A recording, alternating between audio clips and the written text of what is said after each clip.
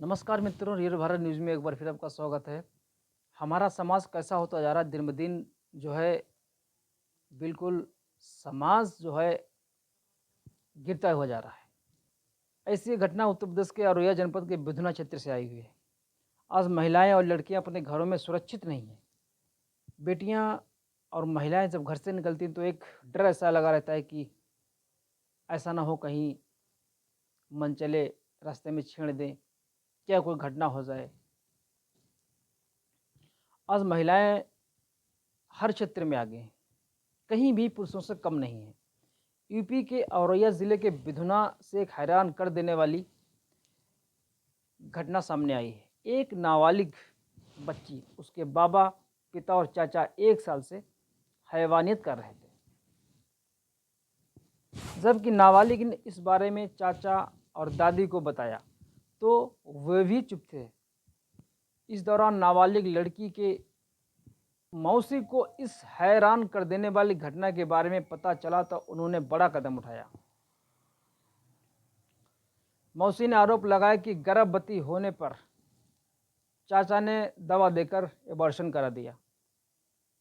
यही नहीं, यहाँ तक कि तीनों आरोपी नाबालिग की हत्या की साजिश भी रच रहे थे। इन दरिंदों की क्रूरता की हद देखिए। बाबा खेत में पोती को दबोचता था, पिता हाथ पैर बांधकर हैवानियत करता और चाचा कमरे में बंद कर उसके साथ दुष्कर्म करता था। जबकि घर में नाबालिग की दादी और चाची भी थी। 14 साल की नाबालिग ने बिधुना थाने में बाबा, पिता, चाचा पर दुष्कर्म करने की रिपोर्ट दर्ज कराई। इसमें पीड़िता के 2 माह के प्रेगनेंसी होने की बात जब सामने आई तो जिसने भी सुना उसको इस घटना की झकझोर कर रख दिया। लोग लोग जो हैं अवाक रह गए। नाबालिग के साथ दूसरी मां के तौर पर उसके साथ मौसी खड़ी नजर आई और उसके साथ किसी ने साथ नहीं दिया। नाबालिग के बाबा, पिता और चाचा की हैवानियत केवल नाबालिग बेटी तक की सीमित नहीं थी। उन दरिंदों द्वारा नाबालिग की मां को भी यातनाएं देने की बात सामने आ रही है।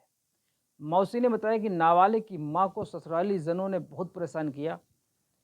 इससे अजीज आकर 10 साल पहले वह बेटे और बेटी को लेकर दिल्ली चली गई थी। लेकिन हैरान करने वाली बात यह रही कि रिश्तेदारों से लेकर किसी सगे संबंधी ने इस मामले हस्तक्षेप करने की हिम्मत नहीं जुटाई। 4 साल पहले नाबालिग के पिता और उसके घरवाले नाबालिग व उसके बड़े भाई को दिल्ली से लेकर आए। इन हैवानों की क्रूरता की हद देखिए। बाबा खेत में पौत्री को दबोचता था और पिता हाथ पैर बांधकर हैवानियत करता और चाचा कमरे में बंद करके नाबालिग से दुष्कर्म करता था। जबकि घर में नाबालिग की दादी जाती रहती थी। रिपोर्ट में बताया गया कि नाबालिग पिछले 1 साल से हैवानियत के शिकार हो रही थी। नाबालिग ने अपनी जो व्यथा थी दादी और चाची को भी बताई, लेकिन वह कुछ भी नहीं बोली और चुप्पी साध लेती। हद तब हो गई जब नाबालिग को प्रेगनेंसी होने पर चाची ने उसको दवाई दी और उसका एबॉर्शन कराया। पिता और चाचा ने नाबालिग के गर्भवती हो जाने पर उसे जान से मारने की साजिश भी रची, लेकिन वह समय रहते अपनी मौसी के पास जा पहुंची। मौसी के मुताबिक 22 दिसंबर को वह उसके पास आए और उसने उन्हें अब पूरी जो उसके साथ घटना हो रही थी बताई।